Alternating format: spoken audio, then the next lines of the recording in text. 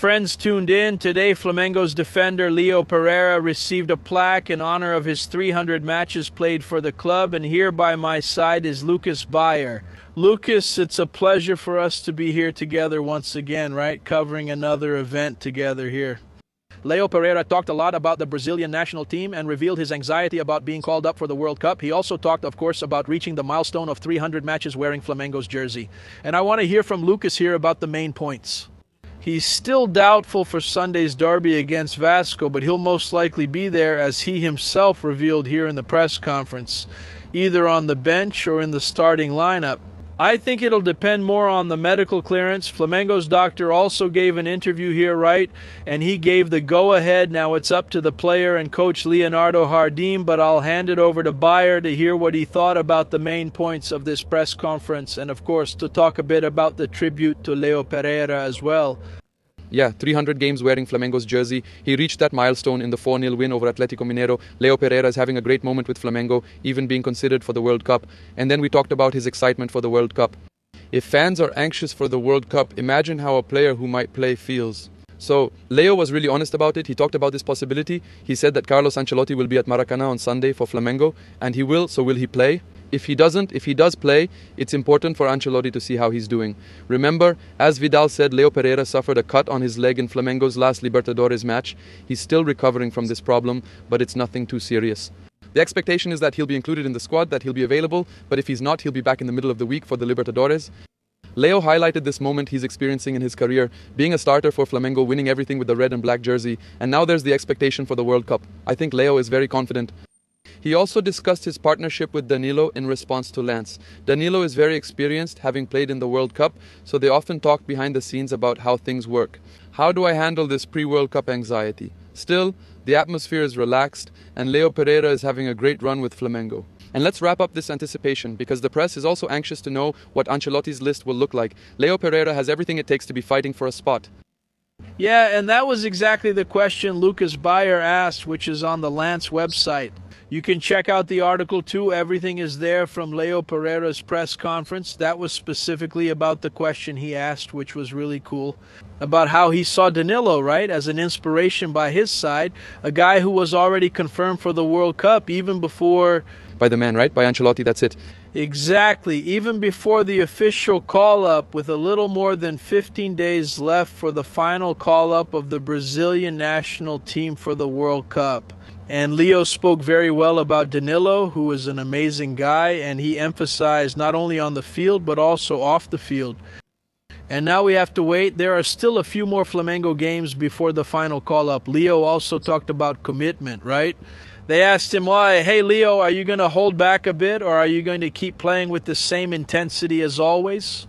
He said that's not the case. The player wants to win on the field, and he's not going to hold back because thinking about being dropped later or not being called up to the Brazilian national team. I heard that too, I just don't remember which player said it, that when an athlete goes onto the field with that fear, without playing hard, the chance of getting injured is even higher because his body isn't warmed up. Naturally, the player thinks about being called up in the World Cup, but daily club matters remain important and won't be ignored. Yeah, and before I finish this chat here with Lucas Bayer talking about Leo Pereira, I wanted to ask you to subscribe to the channel, turn on the notification bell, help us out, follow the Lance website, and help YouTube deliver our content, which we make with a lot of care for you. Bayer, as we get close to wrapping things up here, man, I wanted to get your opinion about Flamengo's injury report, because this... It's long, right? The injury report is long, isn't it? The doctor mentioned earlier about Leo Pereira, right? So, man, the list is long. You can check everything on the website, but what everyone wants to know, and I'm sure everyone watching this video does too, is about Jorge Ander Arrascaeta, right? And the doctor said the situation depends much more on how Arrasca's body will react to the fracture, right? That he had, and it seems like the timeline, he talked a lot about hospital literature, about what medical literature says about the injury. But Bayer, I wanted your opinion about this fact that it depends much more on Arrascaeta. They even made a comparison with Montoro from Botafogo, who had an injury similar to Arrascaeta's. But the recovery time depends a lot on each person. What's your take on that? Yeah, exactly. It's very individual, right? Each athlete reacts differently, like Luis Macedo told us at the press conference. I think it really depends on how Arrascaeta will react. He said he woke up from surgery without pain, so that's already a good sign, and there's a lot of talk about 6 weeks, right? I think Flamengo chose not to work with specific dates because then you create expectations like waiting for a World Cup. Nobody wants to miss a World Cup, so there's a lot of caution right now. Arrascaeta is thinking about Flamengo and Uruguay, but right now he must focus on his important recovery. Flamengo had a critical tone towards the refereeing in the Libertadores games. We noticed that here at Ninho do Urubu today because we saw how it was against Estudiantes. Hard tackles, injured players, Arrascaeta got injured in that play, Royal as well, and other athletes too. So Flamengo is also concerned about the referee's attitude in Libertadores games. But about Arrascaeta, I think Flamengo fans need to be a little patient. I think that's the word, patience, because it's a serious injury. Like the doctor said, if it were a regular person, not an athlete, maybe they might not even have surgery, right? You put on a sling, it takes longer to recover, but when it comes to an athlete, the athlete has this possibility to recover faster, right? Because of his body type, they chose surgery, it's already been done. Arrascaeta has already been discharged, he's already at home, and next Monday he'll report back here at Ninho do Urubu and start his treatment here using the club's facilities. Along with Arrascaeta, other players are on Flamengo's medical report, including Emerson Royal, who missed today's training to get his mask fitted. He also suffered a fracture there in La Plata on his nose. So if he plays against Vasco, he'll only go on the field if he's wearing the mask, meaning if he doesn't have the mask, he won't be playing. How is it during training? In training, according to what the doctor said, they can create a controlled environment. There's not much intense competition, so sometimes he can even train without the mask. But in a match, in a derby, for sure, Royal will only go on the field if he's wearing the mask. And the tendency is that he'll have the mask with him. Other players, Paqueta, as you mentioned, still need some time. He's still recovering. Pulgar is in the same situation. The expectation is that he'll be reintegrated next week. Anyway, Flamengo has this long injury report, right? Bruno Henrique also had an issue against Estudiantes. He was on the field. It was even considered a trauma, right? Yeah, at first there was some concern about another serious physical problem, but he was on the field, trained with the players, so for now he should be available for the match against Vasco. That's it, guys. Sunday is the day of the Flamengo and Vasco derby, the derby of the millions. And Vasco is also coming off a win over Olympia, so the expectation is for a great match. And the big expectation for Flamengo fans is about the lineup that will take the field.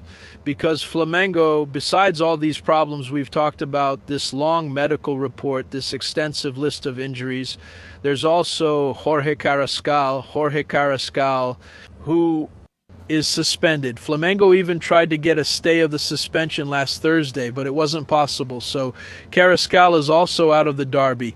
Leo Jardim will have to rack his brains. Yeah, there are possibilities. Despite all these absences, Flamengo still has a very strong squad, and Jardim will have that task, but he does have options. I was discussing with my press colleagues the options he has. There's talk of Luis Araujo or De La Cruz as the playmaker. Nothing prevents Jardim from setting up Flamengo like that. He played that role and won multiple titles at River.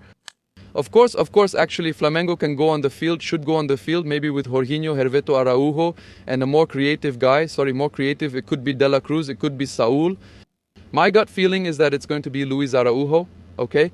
But it could be De La Cruz too, or Jardim himself changing Flamengo's formation, using a 4-2-4 like he's already used here with the Rio team.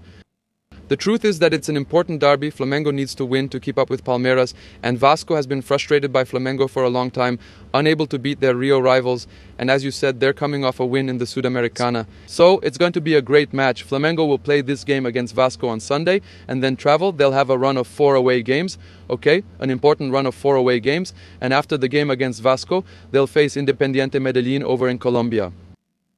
There you go, folks. We've just wrapped up a summary of the press conference, this day of tribute, and a chat between Flamengo's defender Leo Pereira and the journalists. Stay tuned here on the Lance channel on YouTube. Also check out our articles on the website. We've got Lucas Bayer there, Lucas Bayer here, João Vidal here. Everything you need to stay well informed is right here. That's it. Thanks, everyone. See you next time. Take care.